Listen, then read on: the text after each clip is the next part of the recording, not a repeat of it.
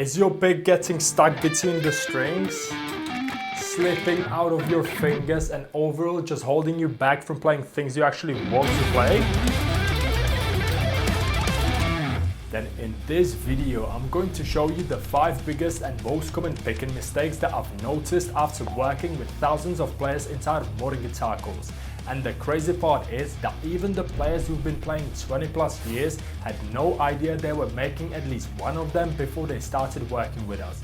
I'll also share with you the nail grating technique, which will help you to eliminate most of these bad picking habits instantly, so you can set yourself up for success and avoid being held back by your pick once and for all. So the first mistake that I was guilty of as well is holding the pick like a pencil.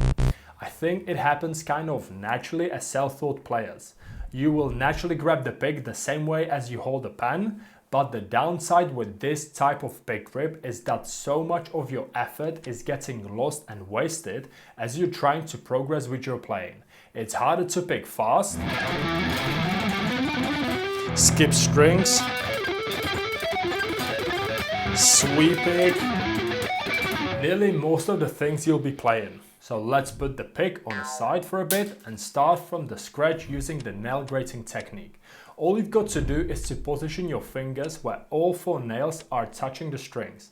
First thing you'll realize is how quickly you're able to move with your wrist without any prior speed training, but also eliminate the first mistake, and that is having the wrist floating in the air, which makes it harder to mute the strings you're not playing, and as a result you experience string noise. Also, you might feel you're not fully in control as you're floating around the strings, and it's harder to gauge the distance and location of your pick. The second mistake that the nail grating technique eliminates is swaying the wrist to the sides, which makes it extremely exhausting when trying to speed up, as so much of the energy gets wasted. Instead, just go up and down, which thanks to it you'll be able to generate much faster speed.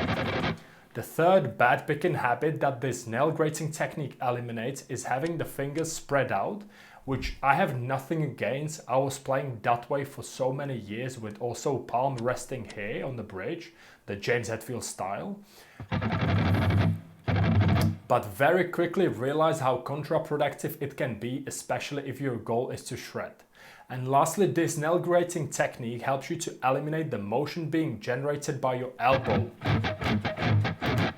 which again is an inefficient approach as the effort you put in doesn't equal the results you get in return. So just to recap, if you refer to the nail grating technique at any point, you'll instantly eliminate the wrist floating in the air, swaying to the sides, hand being spread out and cramped up, and it also fixes the motions being generated from your elbow.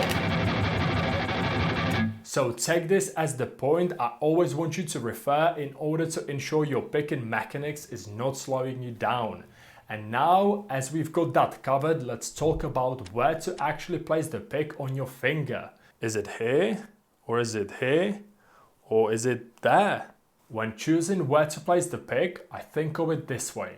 The more area of the pick you cover, the less of a pressure you'll need to apply later on. Just compare it to the pencil grip we spoke about in the beginning. If I'm holding the pick just with the tips of my fingers, I'll naturally need to apply more pressure to ensure the pick stays in the place, in order to compensate for the lack of pick surface that's being covered. That's why, at least for me and my students, what has proven to make most sense but mainly generate the best results is when you're doing the nail grating technique and naturally your index and thumb are aligned to each other, creating this rectangle, then you just slide in the pick.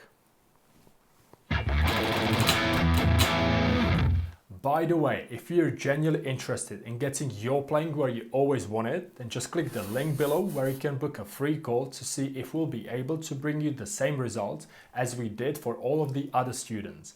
Back to the video. Once you have the pick in between that rectangle, then feel free to move it around a bit to see where it feels the most natural. Whether that's pick here or here, just move it around to see where it feels natural, as thanks to this grip, you're covering most of the pick surface.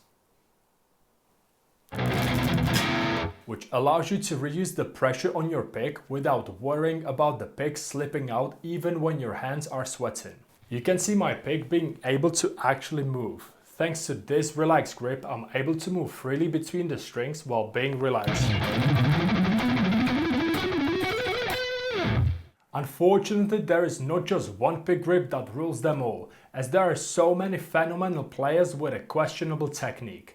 That's why when choosing where to place the pick, the number one thing to look out for is making sure you're not applying a death grip in order for the pick to stay in place.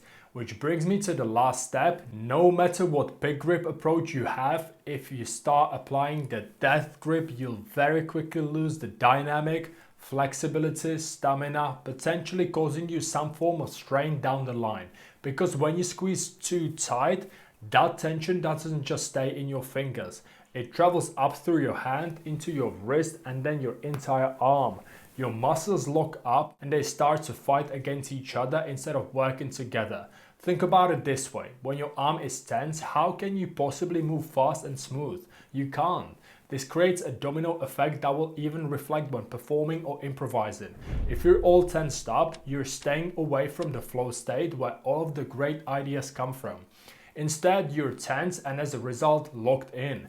At the same time, the scary part about muscle memory is that your brain learns these bad habits so deeply that they become automatic. After months or years of practicing with the wrong grip, your nervous system thinks this tension is normal. Breaking these patterns gets harder the longer you wait because your brain has to unlearn thousands of repetitions. That's why it's important to always refer back to the nail grating technique so you can check if all of the picking mechanics we went through are in place. And obviously you can't learn all this by just watching a video. That's why my favorite way to practice it is through picking every single string of an arpeggio.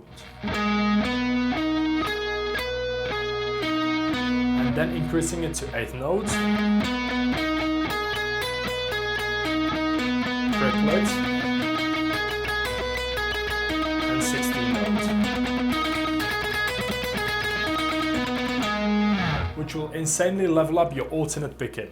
That's why I've prepared for you a 15-minute alternate picking exercise completely for free that goes through all this and much more. All done over a backing track so you don't need to bore yourself to death playing to the metronome.